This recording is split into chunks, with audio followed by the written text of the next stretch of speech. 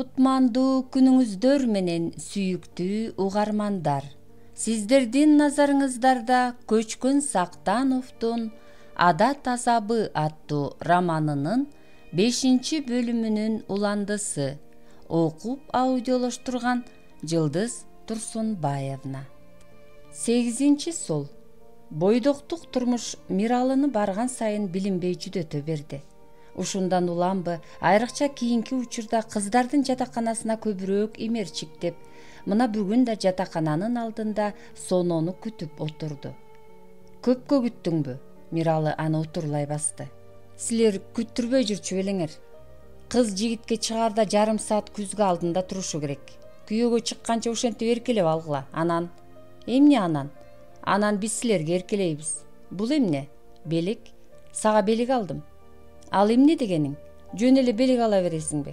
Бекерге акча коротконсуң. Баш аман, акча саман. Сага алып бербегенде кимге алып берем? Жүр бөлмөңө кирип кандай белек экенин көрөлү. Өткөн чогулушта досуң сени аябай сындап койду го. Ким? Илимбек. Анын учкул сөзү дейт.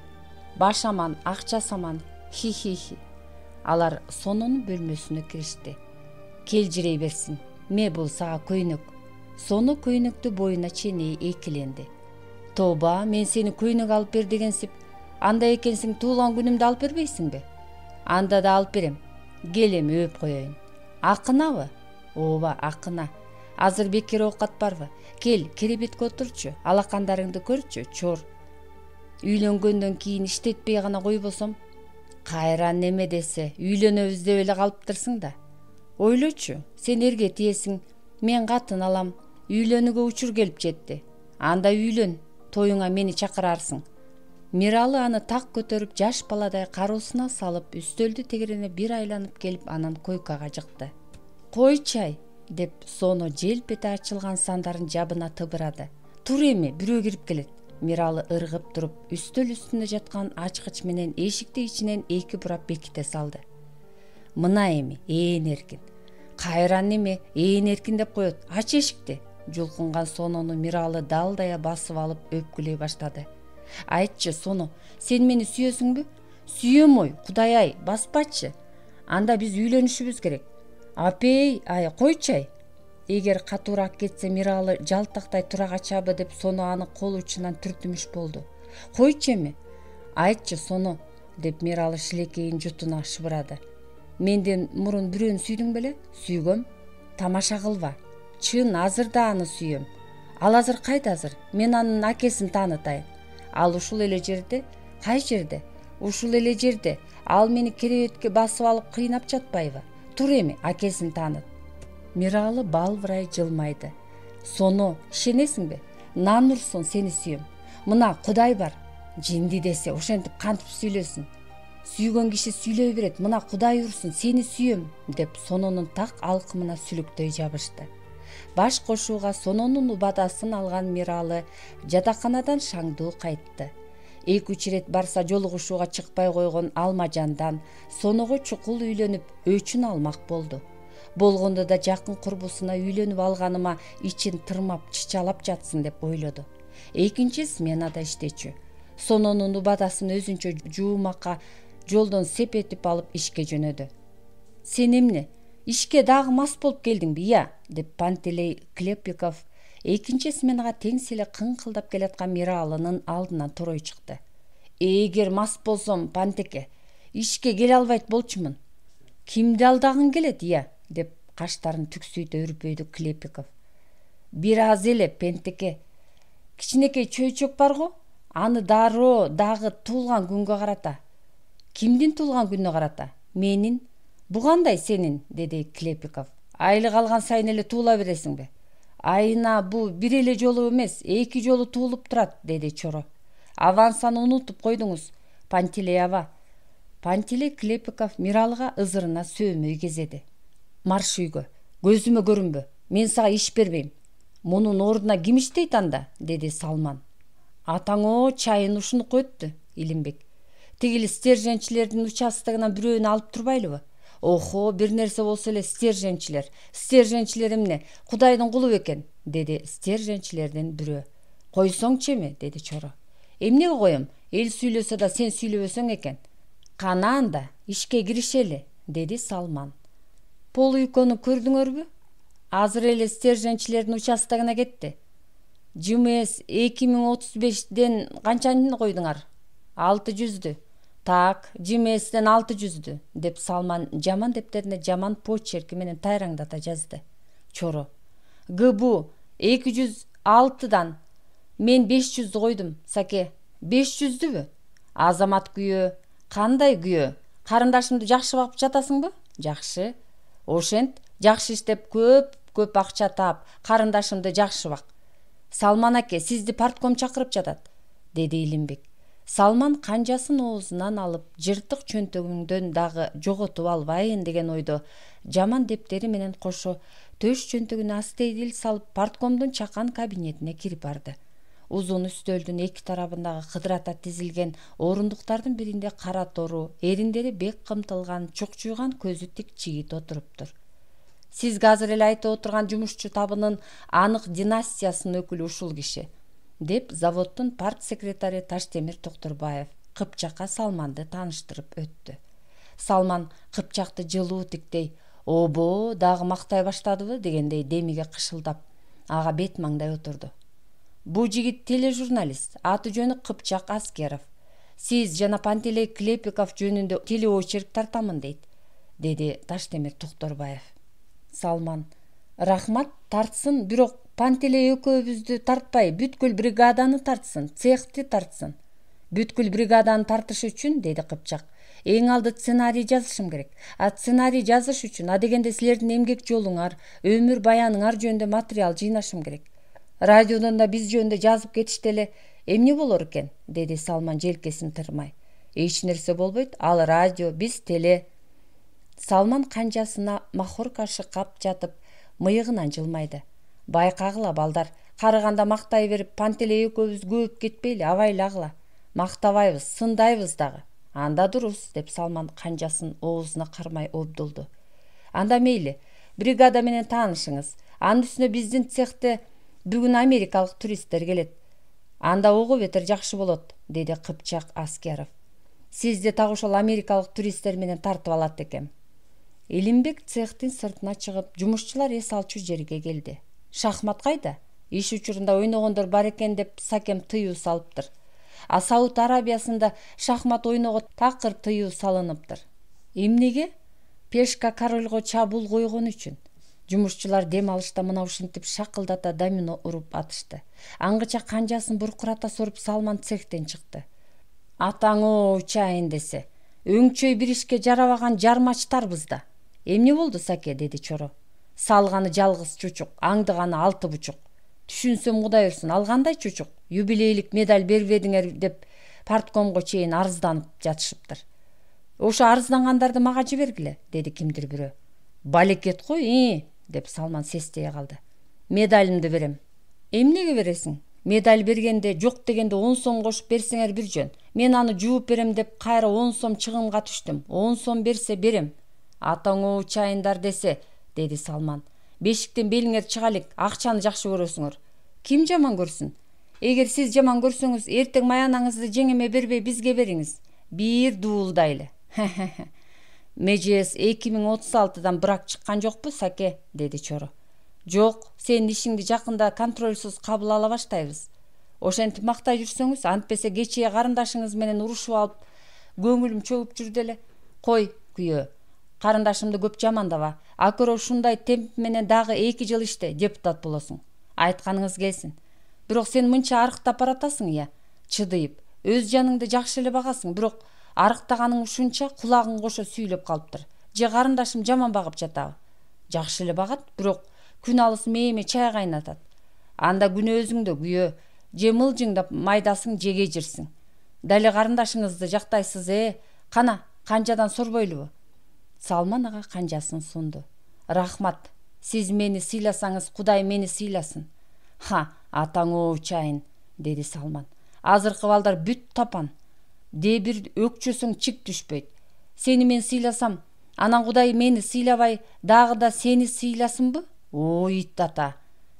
Пантелей Клепиков цехтен чыгып, алардын жанына келди. Америкалык туристтер келатат дейт. Келе берсин. Советтик жумушчулар иштебей эле домино ойноп отурушат экен деп Америкага жамандап кетишсечи. Ансыз эле жамандап жүрүшөт жөн жеринен. Чоро.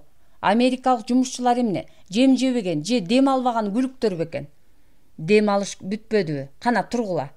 Мына Пантеке, бүттүк. Кана ондугуң барбы? Бас ошо менен. Чоро. А бизди бүгүн телеге тартабыз деген. Салман. Телеге эмне? Домино ойноп отургандарды тартмак бел. Тургула. Жанагы Миралыны үйүнө кетирдиңерби? Кетирдик.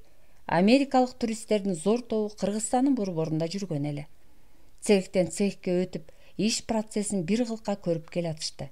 Кыпчак Салман жана Пантелей жөнүндөгү, коммунист жөнүндөгү баян телеочеркине дал ушул америкалык туристтердин келишин, алардын Салмандын бригадасы менен маектешүү учурун синхрон менен тартып алуусун ылайыктап, аларды күтүп атты. Сөзсүз эле синхрон менен тартуу керекпи? Деди кинокамерасын керектүү объектиге ылайыктап аткан оператор. Сөзсүз. Тигил туристтер орусча билбейт да. Арасында орус фермерлери бар экен. Салман аке. Йов, балдарыңыздан кими тың сүйлөйт? Баары эле го дейм. Баары эле эмес, эң тыңын айтыңыз. Эң тыңы ким болду экен эми? Илимбек. Кыпчак бул оюнан кайра айныды. Саке, өзүңүз эле сүйлөңүз. Сүйлөй алар бекем? Карыганда Алжытбай баатыр. Сөздү жаштарга эле берсекчи? Сиз турганда аларга азырынча жол жок. Өзүңүз сүйлөңүз. Америкалык туристтер цехтен зор эшигинен чууруп кирип, шатыра шатман иштеп жаткан калыптоочуларды, айрыкча бел курчоосуна чейин чечинип салып, күтүрөй жалын бүрккөн домнамешке качырып кирип чоюн сузган жумушчуларды тегеректей жардап, конвейердеги булоолой жылган калыптарга күмүштөй көлкүлдөгөн кызыл чоюн шыркырай куюлуп жатканын тиктей токтолушту. Кыпчак туристтер менен калыптоочулардын алдына чыгып, микрофонду колуна алаары менен оператордун камерасы ишке кирди. Кымбаттуу телекөрүүчүлөр, америкалык туристтердин зор тобу биздин борбордо мейманда жүрүшөт. Алар завод, фабрикаларда, музейлерде жана республикабыздын эл чарба жетишкендиктеринин көргөзмөсүндө болушту. Меймандардын арасында Орегон штатынан келген улуттуу орус фермерлер да бар. Биз азыр орегондук фермер Григорий Снегуров менен заводдун ветеран жумушчусу Салман Айтаковду маектешүүгө чакырабыз.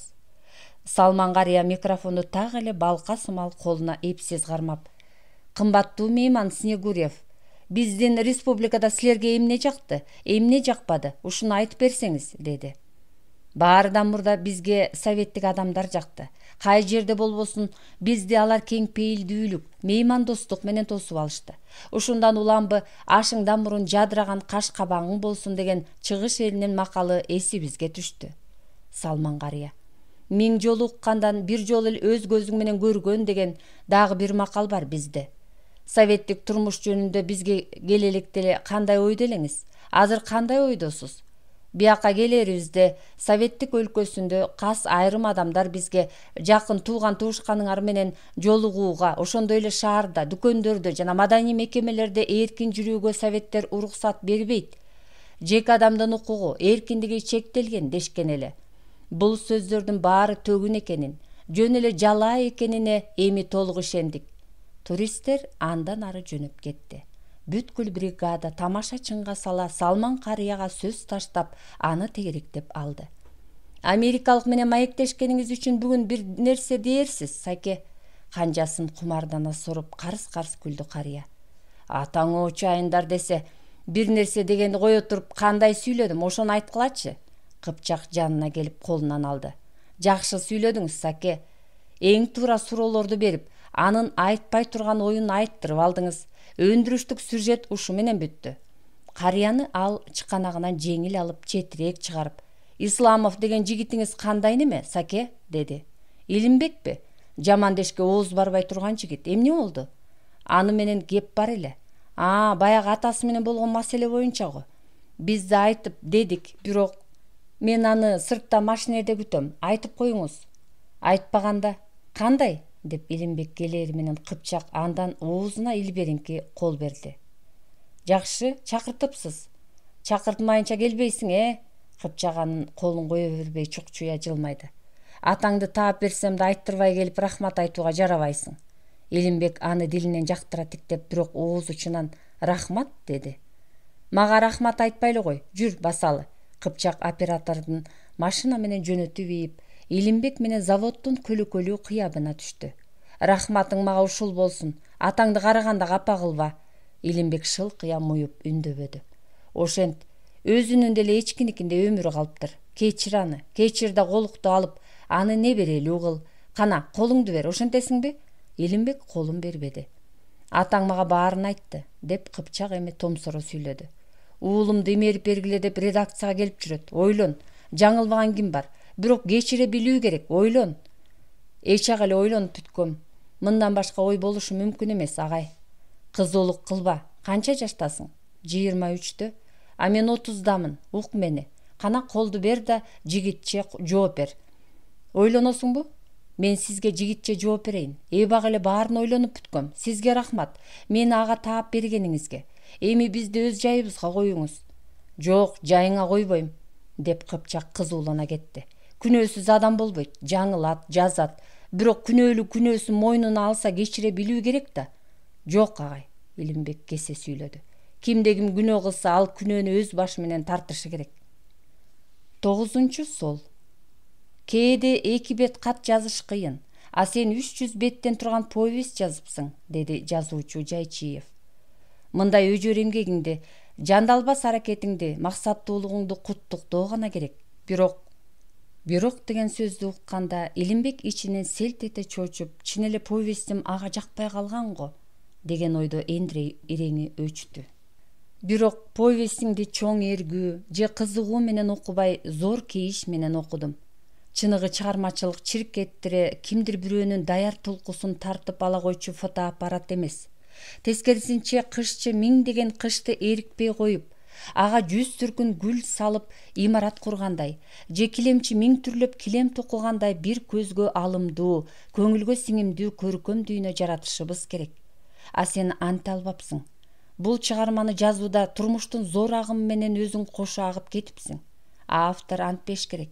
Тескерисинче жазуучу өзү турмушту бийиктен байкап, бийиктен көрүп турууга тийиш. Анан калса чыгармага кызмат этпеген эпизоддор өтө эле көп. Психологиялык тогошуу жок. Диалогторуң ишенимсиз, жасалма. А диалог деген гүл мык болушу керек. Ошонун ордуна зергерче кадаш керек. Бак деп эмнени айтабыз? Арасы 1-2 метрден болгон узун теректерди айтабыз. Ал эми арасында чырмоок чөптөрдү бак дебейбиз. Аларды жулуп салыш керек. А сенин повестиңде тал теректен мурун чырмоок чөптөр көп экен. Илимбектин ындыны өчүп отуруп калды. Айтылып аткан сөз кулагына анча кирбей, супсуну сууду, зор максат, зор аракет менен жазбады беле.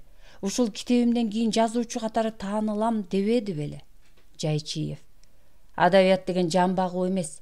Көчүккө көк таш байлап, куйруктан чыпылдап тер кеткенче күн түн дебей иштеш керек. Саясат, коом, адамдардын тагдырын, алардын кайгысын, кубанычын калыптануу учурун жетик жазуу үчүн автор адегенде өзү калыптанып, ак караны ажырата билип, ой санаага, фантазияга бай болушу кажет. Кээ жазуучулар окуя кууп эле атүгүл шымын чечип, аны шифонерге илгенге чейинки майда баратты жаза беришет. Мындайларды литературшина дейт. Мындай мажирөө майдалыктан эмитен кылбат болуу керек. Чыгарма жазуудан мурун ушул чыгарманы эмне үчүн жазам, кимге жазам, кандай жазам деп эң алды оюңду тактап, ченеп бычып, алгачы башта бышырып алууң керек. Эгерде эмитен антпесең, антүүгө кара жаныңды карч урбасаң, анда өмүр бою адабият талаасында компассыз адашып жүрө бересиң. Эмгегиң текке, бекерге кетет.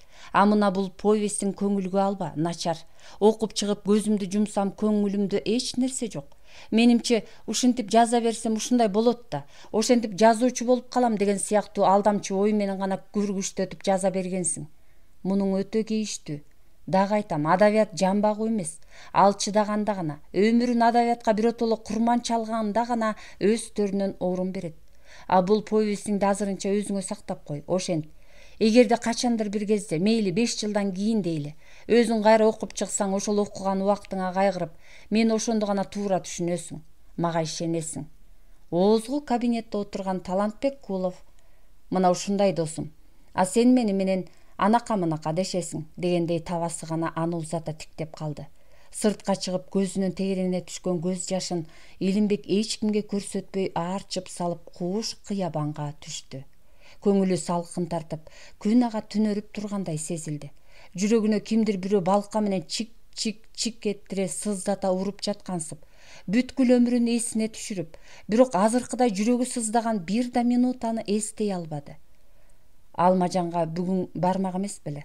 Ар бир мүнөтү иштен кийин саналуу болуп, ушундан улам Алмажанга көптөн бери бара албай жүрбөдү беле? Ушул оор минутада Алмажан да, повести да андан түш сыяктуу алыстап, өзү кайдагы бир эрмечөл ээн талаада жаралуу жоокердей жалгыз жапа жалдырап жаткансыды. Мен талантымдын күчүн сезип турам, деп ал өзүнчө кыжына шыбыранды. Бирок бул талантым тетигил көлчүк сыяктуу зор дайрага жете албайт окшойт. Карачы, ал көлчүк өтө эле киргилт жана тайыз. Анын бетинен көк асман же булуттар көрүнбөйт. Жаратылыш берген жакшы нерселер жээгинде жок. Ылайланып гана бир орунда жатат. Күн эртең жарк этип чыкса эле соолуп калчу нерсе. Менин талантымда дал ошол көлчүк сыяктуу тура. Жазуучу Байгамбар Жайчиев туура айтат. Чыныгы чыгармачылык чиркеттирип, кимдир бирөөнүн даяр тулкун тартып алчу фотоаппарат же турмушту өзү кандай билсе ошондой жаза берүү эмес да. Ал көрүстөнгө келди. Өтө капалуу кезинде, же кээде такыр жаза албай, главадан главага өтө албай, үстөл тегеренип басып, ой санаанын туйгуна камалып калган күндөрү ушинтип көрүстөнгө келип, ымырт тарткан жымжырт бейиттерди бир сыйра аралап өтчү. Мына кайрадан ал көрүстөнгө келип, бейиттерди аралай басты. Жазуучулукту жаш кезимден, кыз сүйө элек ымыркай курагымдан сүйдүм эле го, деди ал өзүнчө. Жаштыгымды, бүткүл ой санаамды, күчүмдү, күлүп кууноочу күндөрүмдү кечип, ак кагазга кул болуп, жалгыз жапа отурдум эле го. Китеп жазып, жазуучу болсом десем, түн уйкум 3 бөлүнүп, жазуучулук кесипти көкүрөгүмдө ыйык тутуп, качан жазуучу болом? Качан ага болгон кумарымды, зор сүйүүмдү журт билет деп, күнү түнү жалдалбас иштедим эле го. Көрсө, ушунун баары болгону куру кыял, алдамчы ой санаа гана тура. Мына ушундан кийин Илимбек Исламов эч кимге кошулбай, өзүнө тынч жай издеп, кирпиктүү көзүн какпай уйкусуз таң атырчу болду. Нуру чыккан жүзү шылынып, бет чүкөсү чыгып, жаак эттери шимирилди. Жазбай калды. Китеп окубай койду. Адабияттан жүрөгү биротоло муздап, көңүлү калгансыды. Өзүнө өзү ишенбеди. Алмажанга барбай койду. Барбай эле эмес, бара албай койду. Бир күнү кыйлага чейин бак ичинде басып жүрдү. Талантка табыт жасап көмдүмбү, деди өзүнчө. Жазуучулук колумдан келбеди. Эми мындан ары эмне кылышым керек? Кайда барам? Эмне менен өзүмдү кубантам? А ишчи, койчу ишти. Орундукка келип отурду. Түн. Баягы эле асман, баягы эле жылдыздар, баягы эле жер. Мына ушулар аны мурункудай кызыктыра албады. Аларга ашкере суктана берип, кайра тез эле жадагансыды. Ал портфелин алып дүкөнгө барды. Анан кайра бөлмөсүнө келип, көпкө дейри шылкыя салбырап, музыка угуп отурду. Өзүнүн бөлөк бөлмөдө эч ким жок эле. Болуптур, жазуучу болуш колумдан келбейт экен. Мынча эле ага чүнчүйм, деди өзүнчө. Өмүрүмдүн эң сонун учурун мынча эле өз колумда уйпалайм. Эң сонун күндөрүмдү ойноп күлбөй, атүгүл Алмажанды эчен ирет күттүрүп, бардык убактымды аркандалган малдай үстөл жанында жалгыз жарым өткөрдүм. Ага качан кадыресе адамдай жашайм. Каруудан күч, көздөн нур кеткендеби? А мүмкүн жаш эле өлүп калармын. Өлгөндүн өзү шор эмеспи? Кош бол, жарык дүйнө. Экинчи сени кайдан көрөйүн? Апам, багып алган энеси. Бир жыл ыйлаар, а башка кимдин эсинде калмакмын. Дос жоробу? Азыр кыяматтык дос жоро бар дейсиңби? Керебетке келип жатып, шыпка телмирди. Да, баарына өзүм күнөөлүүмүн. Жаза албайм, колумдан келбейт. Баарына моюн сунуп, мындан ары эми эптеп жашаш керекпи? А эптеп жашай аламбы? Ошого эрким жетеби? Максатыма жетишим керек эле да. Албетте, лорд Байрондай улуу болууну тилегеним жок эле. Андай болууга менде күч, зарде кайда? Бирок кыргыздын Байрону болууга эмне үчүн болбойт эле? Анда эмне болду? Бүттү. Баары бүттү эми. Кур бекер кыялдын тилектин керегине. Кур кыялга бекер алданып, көп жылдарым бекер өттү. Бөтөлкөдөгүдөн алып ийип, Анан чемодандан повестин жана 10 чакты аңгемесин алды да зор портфелине шыкай салып, Фучик багынын ээн жерине барып, бүт кол жазмасын жерге төгүп өрттөп ийди. Көп жылдык эмгеги дароо кызыл жалын болуп күйүп атты. Жай түнүнүн жылуу жели кызыл жалынды утуру оң солго үйлөп, Илимбек жалындын жанында үн күйүп үнсүз отурду. Күйүп бүтүп бараткан кол жазмаларды тиктеп отурду. «Кош, барактар», деди ал анан. «Мен силерден убаракерчиликти, бактысыздыкты гана таптым. Мүмкүн өмүр бою бактысыз болормун. Менин түйшүктүү, нары татаал тагдырыма мүмкүн эч ким түшүнбөс. Жалгызмын. Ушу кезге чейин дос күтпөдүм, күткүм да келбейт. Айрыкча кийинки жылдары ушундай убайга чалындым. Өмүр азыгым жана жүрөктөш жолдошум бир гана калем деп ойлогон элем. Бирок бул да төгүн болуп чыкты. Аны менен түбөлүккө достошууга талантым, эрким, жөндөмүм жетпеди. Эми эмне менен өзүмдү кубантам, алаксытам? Эмнени бел тутуп жашайм? Же өлүмдүн тезирээк келишин күтөмбү?» Алгачкы сүйүүсүнөн ажыраган бозойдой бозорду. Чалкасынан жерге сулап, көккө тигилди. Тигине көк асман, гүл мыксымал ар жерде күмүштөй чегилген жылдыздар. Эмнегедир ушул учурда энеси, анын эмдигиче эстеликсиз турган жупуну бейити, багып алган энеси жана Алмажан көз алдына келди. Жазуучулуктун кайгысы жеңилдемейинче ага бара албады, баргысы келбеди. Ал акырын ыйлады. Көкүрөгү шолоктогон сайын өзүн жеңил сезип, жылуу жерде ныксырай баштады. Мына азыр турат, бир тикеден кийин турат, бирок тура алган жок. Ичимдик анын сезимин акырын, билгизбей келип уурдап кетти. Эшик тык этти. Сону туруп барып эшик ачып, бет алдынан Алмажанды көрдү. Сону аны кучак жая тосуп өпкүлөп ийди. Үйгө киргизип, аны муну сураганча дале көз кумары канбай аны суктана тиктей берди. Бой жетип, толуп ташыган сайын Алмажан шам өрүктөй жайнап, анын айча бел келбети айрыкча ушул жылы көчө көздөргө көбүрөөк уруна баштаган эле. Ал эми бетинен нуру, көзүнөн күлкү төгүлгөн мурунку сону азыр жүдөңкү, шапагай жүзүндөгү көздөрү муңдуу, алайып, кайгылуу. Экөө чай ичкенче көпкө сыр ачып, чер жаза аркы беркине сүйлөшүп отурду. Анан Алмажан: «Сен менден эч нерсе жашырбайсыңбы?» деди. «Алмаш, эмнени жашырмак элем сенден? Деги ал кандай неме? Кызыксың, кат жазып, киного барып, өбүшүп жүргөн сен билбесең, мен кайдан билем аны? Сонуш, адамдын ким экени бир иштеп, бир жашаганда билинет. Сен аны менен бир иштейсиң да. Менимче жаман эмес, бир сырдуу, жакшы иштейт. Бирок атасын таштап кеткени кызык. Себебин эч кимге айтпайт. Сага айттыбы?» «Жок. Бир жолу сурасам, экинчи бул жөнүндө сурабачы деп койгон. Атасына жакшылык кылбаган мага жакшылык кылабы, Сонуш? Айтчы, эмне кылам? Кийинки кезде келбей да калды. Кийинки күндөрү ичип кеткен имиш. Ага бир кыз өзү келип жүрөт дейт. Ушу чынбы?» «Ал бизде иштейт. Бир жолу сурасам, немис тилин үйрөнүш үчүн барып жүрөм. Быйыл окууга тапшырам. Илимбек немисче жакшы билет дейт. Ким билет, экөөнүн ортосунда кандай мамиле бар экенин?» Ошол эле күнү Алмажан Илимбекке телефон чалды. «Алло, жатаканабы? Кичипейилдики Исламовду чакырып коесузбу?» «Илимбектиби? Ооба. Сиз анын кимиси болосуз?» деди дежурчал. «Эжеси», деди ал. «Ушинтсем тез чакырып берет го деген ой менен». Жакшы, эжеси болсоңуз дурус. Анда иш мындай, эжекеси. Бул жигитти жатаканадагылардын эстүүсү деп жүрсөк, кечээги күнү ал аябай ичип, мас болуп, бакта жаткан жеринен милиция алып келди. Эмне үчүн муну сизге айтып жатам, билесизби? Мен аны менен көп сүйлөшөм, жана жакшы көрөм. Шайкелен кыздар аны бузуп жүрөт көрүнөт. Ошон үчүн сизге айтарым, али кеч эмес. Ага катуу эскертип коюңуз. Азыр жигиттер кыздарды эмес, кыздар жигиттерди бузчу болду». Алмажан шылкыйды. Трубканы чекесине тунжурай жөлөп, ачал дале бир нерселерди сүйлөп жатты.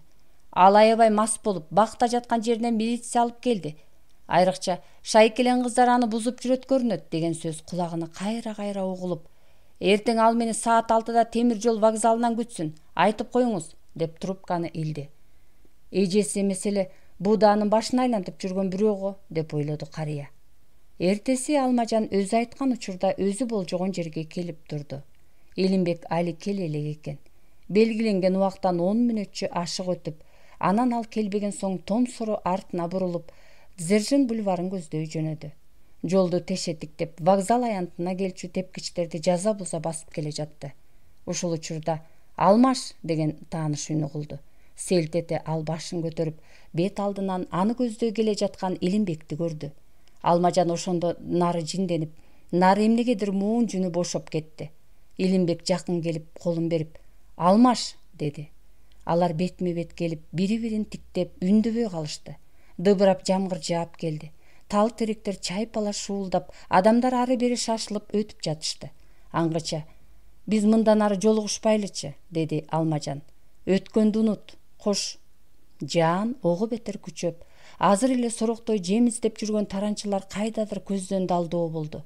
«Кош» деген үн Илимбектин сай сөөгүн сыздатып ийди. Бул сөздү ал уккусу да, ишенгиси да келбей кетти. «Алмаш, сага эмне болду?» деп ал анын ээлигинен асте кармап өзүнө каратты. Алмажан ээлигин акырын анын колунан тартып алды. Суу болгон чачтары жаагына жабышып, жүзүнөн жамгыр тамчылары куланып жатты. Ал Илимбекти дагы бир ирет тиктеп алды. «Бул тиктеш кош эми, өткөндү унут.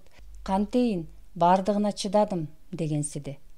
«Жүрү, суу болдук» деп Илимбек аны колтугунан алды. Бирок Алмажан колтугундагы анын колунан бошонуп, артына бурулду. Ал жай басып, андан узап баратты. Илимбек ордунда нес болуп туруп калды. Азыр не болуп атканын акылында анча түшүнө албай жатты. Айланасынан эч нерсени көргөн да сезген да жок. Бир гана анын көз алдында Алмажан жай басып, Жаан алдында андан алыстап баратты. Бул болмушка, бул көрүнүшкө ал дале ишенгиси келбей атты. Азыр жүгүрүп жетип, аны колдон алат. Ага бардыгын жашырбай, атасы менен болгон чатагын, эмнеге көптөн бери келе албай жүргөнү жөнүндө гана жана көп жылдык натыйжасыз эмгеги, эми эч качан колуна экинчи калем албай, жон гана иштеп, кечкесин институтту бүтүп, тынч жашаарын, анан да ага болгон арзуу отун жашырбай айтып берет. Ал аны түшүнөт, кечирет. Ал алыстап кеткен Алмажандын соңунан жүгүрдү. Тез эле анын артынан жете келип, ийинине колун койду. «Алмаш, токточу!» «Илешпе!» деп Алмажан чырт эте анын колун какты. Ал жалт бурула бергенде кирпиктеринен мөлт эткен жаш жерге тамды. «Шайкелен кыздар менен ичип жүрө бер, уктуңбу?» Илимбек ордунда дал болуп туруп калды. Бүткүл тула бою шалдырай муздап, бул сөз аны ого бетер муунтуп бараткансыды. Ал акыркы жолу Алмажан бараткан жакты бир карап алып, ошондо гана өзүнүн аябай суу болуп шөмтүрөп турганын байкады. Алмажан тез эле Дзержин бульварына кирип көрүнбөй калды. Ошондо Илимбек ичи сыздай түшүп, артына бурулду. Жамгыр басаңдай түшүп, муздак шамал жүрдү. Ал жай басып, кууш кыябанга түштү. Бул ажырашуу өпкө жүрөгүн өрттөп баратты. Кайсы бир акындын эки сап ыры эсине түштү. «Кечиргин, жолукпайбыз мындан ары. Кол кысып көрүшөлү эми кайдан?» Жаан ого бетер ички муңун күчөтүп, жаштыгы, бактысыз арзуу оту жана жазуучу боло албай калган бейбапа максаты ушул жаандуу кеч менен кошо кайрылбас болуп, кайдадыр биротоло батып бараткансыды. Жатаканага кеч келди. Бөлмөсүнө кирди. Акырын чечинип көмкөрөсүнөн керебетке сулады. 2 саатча жаздыгын карыша иштеп, көмкөрөсүнөн сулк жатып, анан уктап кетти. Түшүндө китеби басмадан чыгып, өзүнүн китеп текчесинде турат имиш. Ал акырын барып, китептин бетин ачты. Барактын бетинен жылып бараткан кара булуттар көрүндү. Булуттардын алдында шарпылдаган деңиз. Түрмөк толкундар жеке утуру окто суруп, ак көбүктөр көккө атырылат. Кимдир бирөө арабанын дөңгөлөгүн укмуштай чертип атат. Дөңгөлөк шатылары комуз кылындай дирилдеп, аны шаңдуу ыр коштойт. Илимбек аябай кубанды. Колдорун көккө серпип каткырды.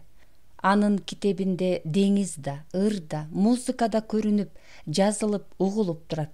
Аңгыча булуттар күмүштөй шыңгырап, асмандан сары тыйындар жаап кирди. «Ой тоба!» деп ал жакасын карманды. «Ой тобо! Биздин асман акча жаап жатат». Илимбек китебин жаба койду эле, булуттар асманда үзүлүп, дароо кара түн түштү. Асман күңүрттөнүп, жер үстү шыбаксыз чөлгө айланды. Жалама талаада жер дүңгүрөткөн чоң топ пайда болду. Бул колуна кылыч кармап, эйтек учаларын делбиреткен Шекспир экен. Ал артына жүздөгөн каармандарын ээрчиткен, оң колтугунда Ромео, сол колтугунда Жюльетта, топ ичинде Кардо Яго да жүрөт. Урматтуу Вильям, деп Жюльетта ийиле таазим этти. Сиз бизге өлбөс жүрөк, түгөнбөс өмүр берген экенсиз. Урматтуу Вильям, деди Ромео. Биз бүткүл ааламды кыдырып чыктык, бирок сахнада өлүп калганыбыз өтө аянычтуу. Вильям жайык маңдайын чытып алды. Бул тагдырыңарга мен күнөөлүү эмесмин. Силердин улуу жүрөгүңөр ушундай жаралган. Урматтуу Вильям, деди Илимбек Шекспирдин жанына жетип барып. Ал аябай уялып калтырап кетти. Урматтуу Вильям, мен да улуу жүрөктөр жөнүндө китеп жаздым. Ичинде деңиз да, музыка да, ыр да бардыгы бар. Мына караңызчы. Ачайын дегенде китеби колунан топ этип түшүп кетти. Тамгалар коноктой чачылып, акейлери жөжө болуп чыйпылдап качып жөнөдү. Илимбек уялгандан тердеп кетти. Ошор бар жаным, деп тамгаларды ар жерден чымчып чогулта баштады. Эмне деген маскарачылык? Мактанчак, деп Шекспир кылычын жогору көтөрдү. Качары, мындай китепти 4 бөлүп чаап салуу керек. Чаппаңыз, Гамлет тараптан күтүлбөгөндөй Алмажан жүгүрүп келди. Бул китеп биздин тагдырыбыз, бул китеп мен, деп Шекспирдин алдына чөгөлөй калды. Кач, Вильям ого бетер кылычын китепке мээледи. Урматтуу Вильям, деп Алмажан башы менен китепти далдалады. Анда мени чабыңыз. Алмаш, Илимбек ыргып туруп Алмажанга умтулду. Бирок ал Алмажан эмес эле Миралы боло калды. Ал көздөрүн кызарта кыжынып, жеңин чыкканагына чейин түрө баштады. Жаз мени, ушинтип мас болуп келди деп жаз. Же чык жекеме жеке. Шекспир жер түңгүрөтө жолго чыкты. Алмажан Кардо Ягону колтуктап алыптыр. Алмаш, Илимбек узап бараткан топко жүгүрдү. Бирок Миралы анын эки колун артына кайрып, чап кармап калды. Алмаш, Алмажан! Илимбек чочуп ойгонду. Жанында солдой күлүмсүрөп Миралы туруптур. Эмне турасың? Деп өңүндө анын колдорун артына кайрып аткансып ыргып туруп Миралыга ызырынды. 3 сом карыз кыл, а мен сага бир нерсе берем, деди Миралы. Эмне ал? Бер, анан айтам. Акча алмайынча бербешин билген ал чөнтөгүнөн 3 сом алып ыргытты. Айт, эмне ал? Миралы ага эл тойдудан келген катты жана повестка сунду. Повестка соттон экен. 10-сол. Сот келатат, тургула. Залдагылар дүркүрөй ордуларынан турушуп, кайра отурушту. Залда эл көп эле. Сот. Арыз ээси, сизге сөз берилет. Таягын жанына жүлүп, эң алдыңкы орунда отурган Ислам карыя асте ордунан туруп трибунага келди. Өзүн дурустап кармоого, сөзүн тактап, токтоо сүйлөөгө канчалык аракеттенгени менен отургандардын көз алдында ал мүңкүрөп, аябай жапа чегип, санаа көңүлүн эзген жүдөө кишинин кейпинде турду. Гражданин судья, мен сиздерге чындыкты жана чындыкты гана айтамын. Мындан 15 жыл илгери раматлык аялым менен ажырашып кеткен элем. Шартка учурга, турмушка байланыштуу уулум Илимбек экөөбүз бири-бирибизди көрбөй жүрүп, мына эми мен аны издеп келдим, таптым. Гражданин судья, ырас мен анын алдында күнөөлүүмүн. Аны тааныбайм жана жашырбайм. Пендеси жаңылып жазат экен. Мүдүрүлбөгөн ат жаңылбаган адам болбойт экен. Гражданин судья. Ушерге келгенде карыя мукактана токтоп калды. Сот. Сүйлөңүз. Гражданин судья. Уулумду мен көчөдө калганым үчүн издеп келгеним жок. Пенсия алам. Өкмөт менен партия көп жылдык эмгегимди баалап, орден медалдар менен сыйлаган. Турмушум жакшы. Анан эмне үчүн сотко кайрылдыңыз? Сотсуз эле өз ара чечишип албайсыңарбы дечилөр бардыр. Сотко кайрылганымдын себеби бар. Бир кезде аялым менен ажырашып, уулумдан айрылып, ага аталык милдетимди аткара албай калганым бир эле мен эмес, раматлык энеси да күнөөлүү экенин уулум советтик адилет сот аркылуу билсе, ал мага туура түшүнөр беле дегеним. Балейнин баары тиги Илимбекте, деди Миралы Кыпчак Аскеровго. Жакшыбы жаманбы ата да кечириш керек эле. Сот. Тайкүрөң Исламович, сиз аны коюп, буга жооп бериңизчи. Уулумдун алдында күнөөлүмүн дедиңиз. Бул күнөөңүздү факт менен айта аласызбы? Аялым менен ажырашып кеткенимден кийин уулума материалдык жактан жардам берип тургам. Күнөөм ушул, артынан келип кабар ала алган эмесмин. Сот. Аялыңыз менен ажырашууга эмне себеп болду эле? Чекилик экөөбүздүн тең кеткен.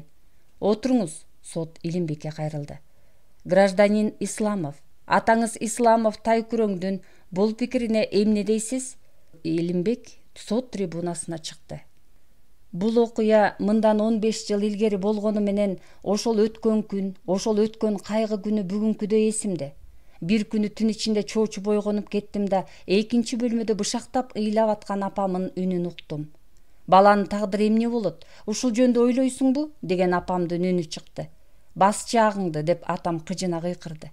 Керебеттен ыргып түшүп, алар урушкан бөлмөгө кирдим. Апам өңүнөн кетип, көздөрү жашка жуулган. Кыжына чылым тиштеп атам терезеде туруптур.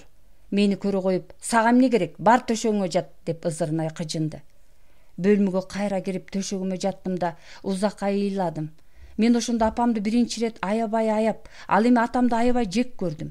Анткени атам айрыкча бөтөлкөлөш досторун үйгө ээрчитип келгенде гана чечекей чеч болуп, жарпы жазылып, шаңданып кала турган.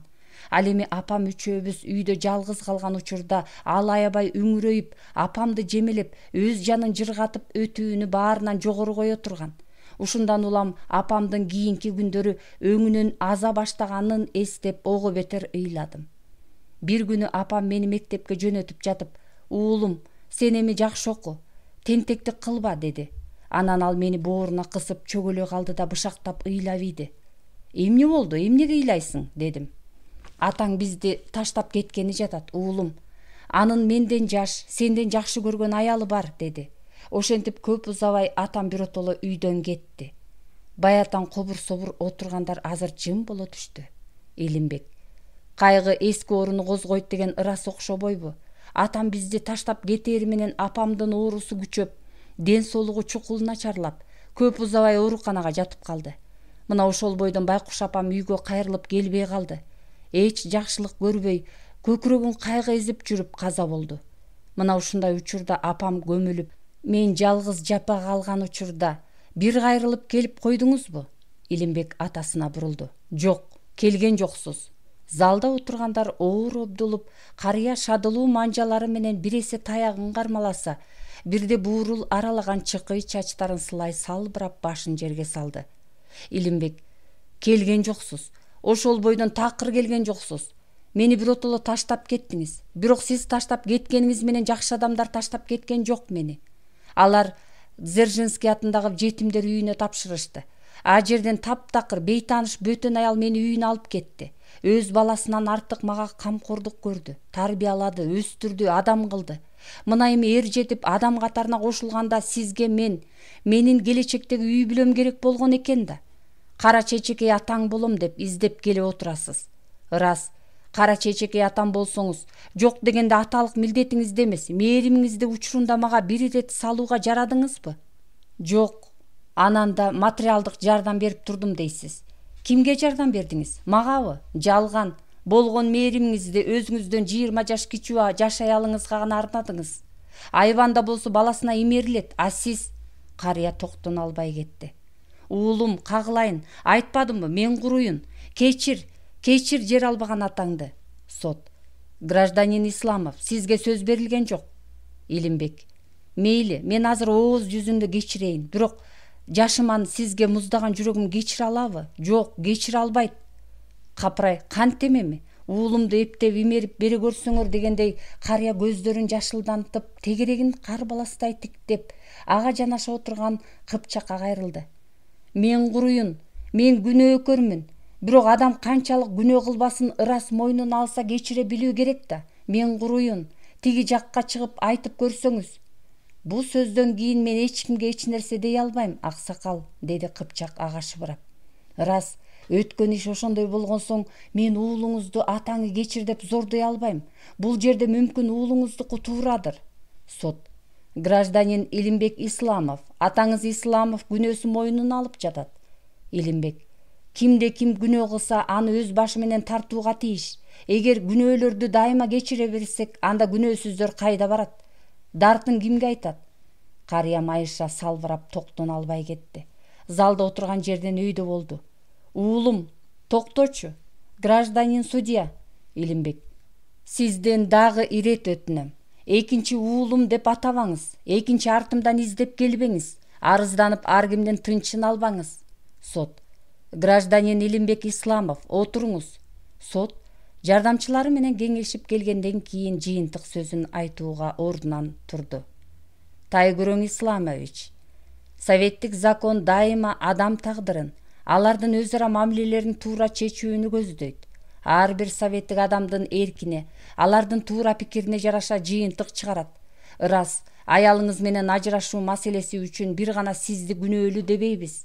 Бирок 15 жыл ичинде уулуңузга аталык камкордук, мээрим бербегениңиз үчүн күнөөлүүсүз. Муну өзүңүз мойнуңузга алып отурасыз. Бирок уулуңузга күнөөсүн мойнуна алган атаңызды кечириңиз. Сиз анын ою менен болуңуз. Табышыңыз деп зордуктап айта албайбыз. Советтик закон ушуну талап кылат. Анын үстүнө уулуңуз жаш бала эмес. Демек биз уулуңуздун пикирине карап гана иш чечебиз. Абышканын басмырт жүзү ого бетер чөптөй бозоруп, болор-болбос жаш көз кычыктарынан жылт эте таягын колуна алып сыртка жөнөдү. А сыртта жаан, булуттар шолоктоп, чатырдан шоргологон тунук суу киргилт көлчүккө аралашып жатты. Ошол эле күнү кечинде Илимбек энесине мындай деп кат жазды. Алтыным апаке, саламатсызбы?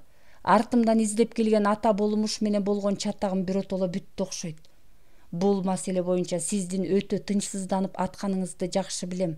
Эч ким, эч кандай күч биздин эне балалык таза, ынак мамилебизди суута албайт, апаке. Сиз бир катыңызда ал дагы карыганда коколой башы калыптыр, балким кечирерсиң, депсиз. Мээримдүү, боорукер апакем-ай, ойлоңузчу, кантип мен ушунчалык өзүмчүл, ымыркайымда таштап кеткен таш боор кишини кечире алам? Сиз мени 2-класстан баштап өзүңүз окуттуңуз. Чынчыл, калыс, эрктүү, эмгеккөй жана принциптүү болууга тарбиялагансыз. Жакшы адамдарды сыйлай билүүгө үйрөткөнсүз. Эгер мен аны кечирсем, мени жөжөдөйүмдөн, өз энемден артык чоңойткон алтыным апаке, энелик жүрөгүңүзгө оор тийип, мен туура принцибимден тайган болор элем.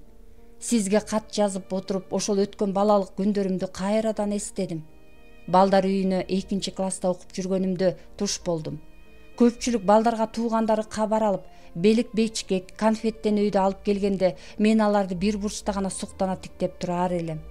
Бир жолку ушундай окуядан кийин менин мусапыр кейпимди көрүп туруп, сиз мени өпкүлөп ыйлагансыз. Ушундан кийин мага ар кыл белектерди майрам эмес, жөн эле күндөрү да сатып берип жүрдүңүз. Эсиңиздедир, сиз окуткан 2-класста мен отличник эмес белем. Сиз мени жакшы окуганым үчүн жакшы көрөт го дечүмүн. Бирок акыр аягы башка болуп чыкты. Көп узабай сиз Дзержинский балдар үйүнөн башка мектепке которулуп кеттиңиз. Ушундан кийин да кат жазып, белек жиберип жүрдүңүз. Бир жолу катыңызда: уулум Илим, мен сени сагындым. Мен сенсиз жашай албайт окшойм. Сен мени менен жашаар белең. Мени апа дээр белең деген сөздөрүңүздү окуп, көз жашымды эч кимге көрсөтпөй ыйлагам. Анткени мен да кусаланып, сизди сагынып жүргөн элем. Сиз мени биротоло алып кеткени келгениңизде мойнуңуздан кучактап кубанганым эсиңиздеби? Сиз алып кеткенден тартып бактылуу күндөрүм башталды. Дагы да өзүңүз окута баштадыңыз. Мектепке бирге барып, бирге келчүбүз. Бир ирет керебеттин алдына жашырынып алып, сизди издеткеним эсиңиздеби? А бир ирет мен ачкычты жоготуп алып, үйгө бир күн кире албай калганыбыздачы? Эх, мээрбан, акылдуу апакем, ошондо да сиз мага катуу айткан эмессиз. Туура эмес иш жасасам, сиз мени уят карып гана айтчусуз, а үнүңүздү көтөрүп урушчу эмессиз. Ушунча жашап, сиздин жаман айтып же урушкан сөздөрүңүздү эч качан угуп көргөн эмесмин.